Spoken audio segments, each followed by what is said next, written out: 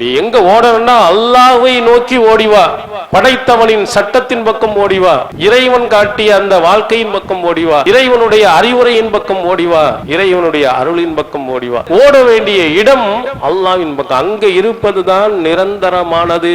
இது போலியான, உன்னை ஏமாற்றக்கூடிய ஒன்று. எத்தனை கோடிகள் நீ சம்பாதித்தாலும் உன்னை அடக்கம் பண்ணும் போது வெறும் உன்னுடைய சொத்து சுகங்கள் எல்லாத்தையும் கொண்டு போய் உள்ளேயும் போட போறது இல்ல. அங்க உள்ள போய் நீ ரொம்ப சந்தோஷமாகவும் இருக்க போக வேண்டியதில்லை. இந்த உலகத்திலேயே நல்லது செய்வாய் என்று சொன்னால் அந்த கபருடைய வாழ்க்கை நன்றாக இருந்திருக்கும். ஆனால் இந்த அற்பமான உலகத்திற்காக ஓடி ஓடி தேடுகிறான். நபிகளார் ஒரு அழகா சொன்னாங்க பாருங்க, இந்த உலகத்தினுடைய இன்பமும் ஆகிரத்தினுடைய இன்பமும் உங்களுடைய விரலை கடலின் உள்ளே நுழையுங்கள்.